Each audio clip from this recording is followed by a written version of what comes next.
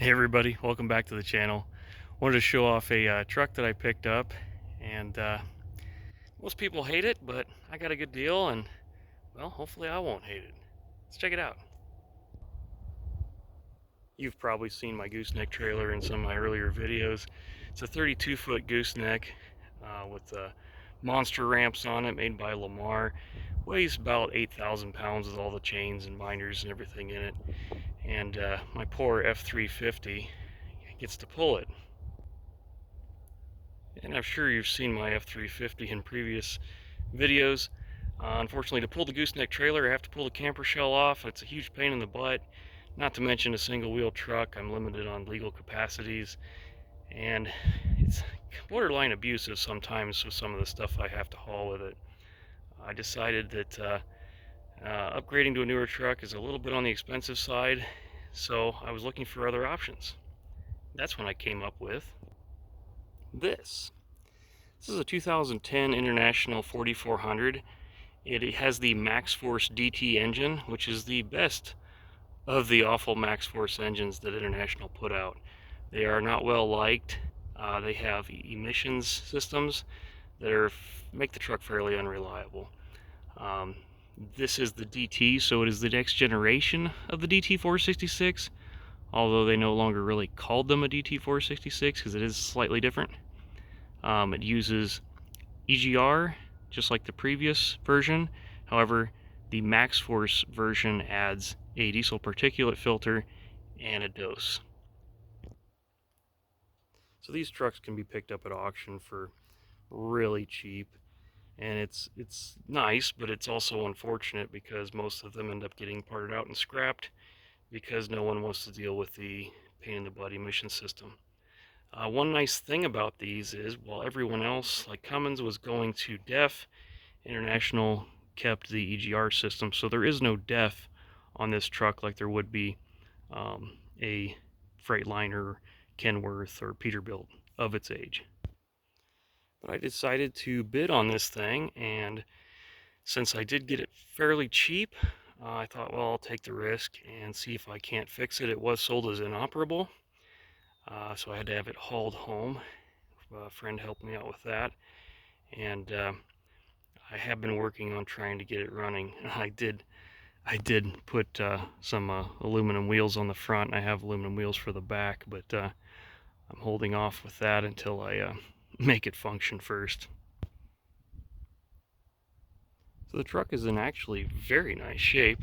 The interior is pretty clean, needs good detailing, but it's actually in really good shape. There's no tears in the upholstery. The floor mat's not any tears in that. Door panels aren't broken or damaged.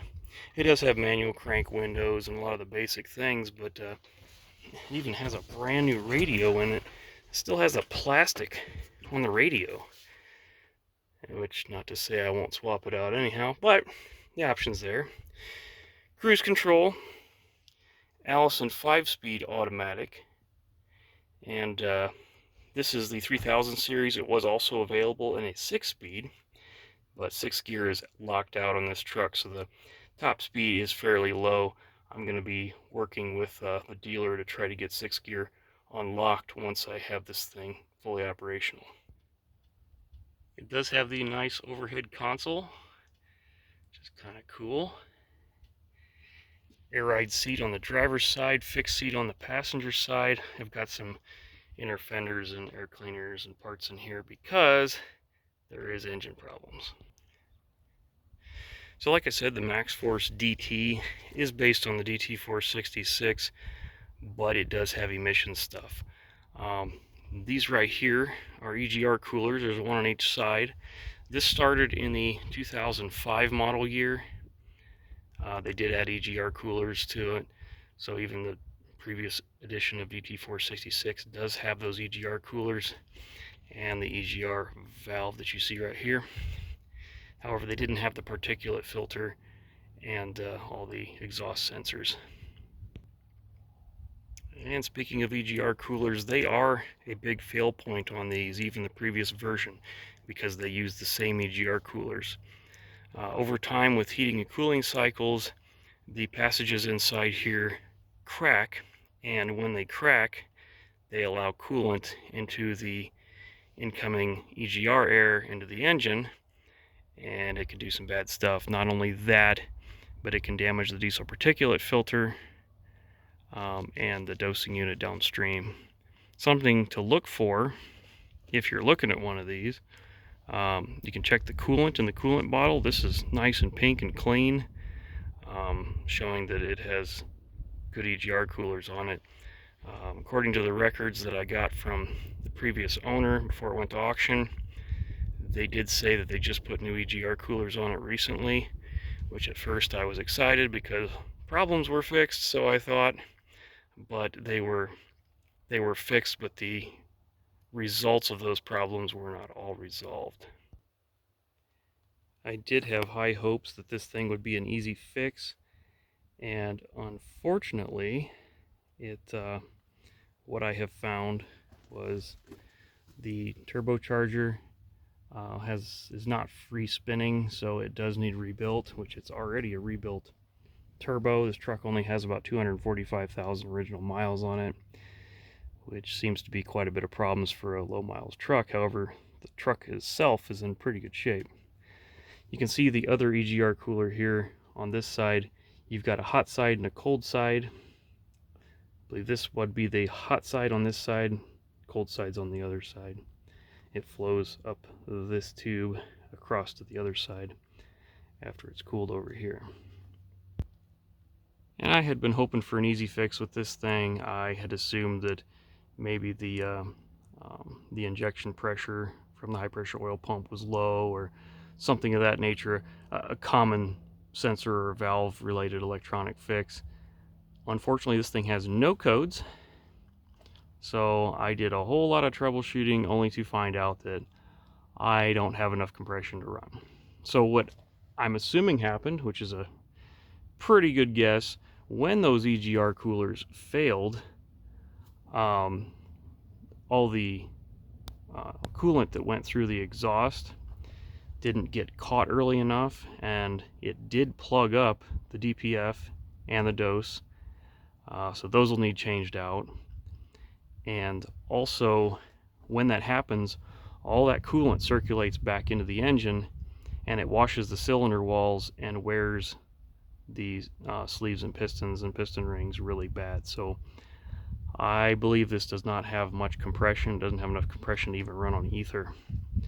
So it will be getting an in-frame. I debated going back to the drawing board and just go back to the auction, buy another truck that's in better shape. However, the body of the truck and the miles of the truck are low enough that I think I'm going to put the money and time into it to do an in-frame in-frame rebuild on this truck and have something to show for it in the end. In-frame rebuild kits are about $2,500 for decent quality one. If you want OEM, you're looking at $5,000 plus. I don't need that for this truck. These things sell cheap enough that I'm not going to spend that kind of money. I'd just buy a different one. However, I am going to fix this one. And back east, these things are really rusted out. This one has a really clean frame on it. Another common problem with these is people will jackknife the corners of them. The corners will be all smashed in. This particular truck spent its life as a 7-Up and Snapple delivery truck, and it's now going to be my gooseneck puller. I'm still on the fence about the hitch. It has a fifth wheel plate like a semi-truck, which can hook up to my gooseneck trailer. However, I may put a flatbed on it with just a gooseneck ball, but I like the idea of being able to pull a semi-trailer if I needed to. Another great feature about these trucks, they have air ride suspension as well as an air ride cab. That makes it way more comfortable to ride around in than like an old Loadstar or an S-Series. The S-Series didn't have air ride cabs. You could get them with air ride suspension, but this one has it.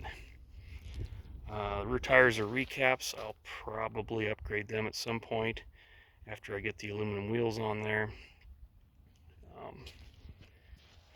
But yeah, the thing's not all smashed up on the back. There is paint peeling off the roof. You can see up here the paint is peeling on the roof, which is pretty common on these things, but once I get this thing roadworthy, I will repaint the roof. So with a 50-gallon fuel tank, I can go quite a ways with this thing. And you can see on the exhaust right here, it does have a particulate filter here in the forward section, and then back behind it is the dose. Unfortunately, it is pretty plugged up, and once these things have had coolant or engine oil through them, they're pretty much ruined. You have to replace them. I did read about a place online that can take them, and they have a special way to clean them. Usually they clean them with heat and bake them to clean them out. However, this place uses some sort of special liquid and supposedly can fix them even after they've had coolant and oil through them. And that's certainly worth a shot, because I have nothing to lose but the few $100s it takes to try it. You can see a better shot of it here from the driver's side rear downpipe, and you've got the forward, I believe it's forward dose, DPF, and then a rear dose, and they charge about $200 a piece to clean them, but it's like $1,700 just for this piece new, so I'm gonna give it a shot. I have nothing to lose. And a lot of you are gonna say, well, just delete it. And yeah, we're definitely gonna look into that. There's some downsides to deleting, but it may be a good option in the long run. One of the reasons I'm a little bit leery to delete it is I do need to take this to the dealer to have them work on that unlocking 6th gear, and a dealer won't work on a deleted truck, so I do need to have it with proper legal emissions in order to do those sort of things. I got all the decals from the previous owner's business taken off the door and the hood on this side, and it's a pretty sharp little truck, and I think it's going to work really good for retrieving stuff. I won't have to abuse the poor F-350 as hard, and this thing won't care when I haul home a backhoe or a forklift or whatever. So at some point you'll probably see more of this thing. Hopefully we'll have it on the road in the next few months. Got a lot going on the next couple months, so I probably won't get to it, but I'm going to start ordering parts and getting everything lined up so that when I do have time I can do the in-frame and hopefully get this thing back on the road. Thanks for watching, and we'll see you next time.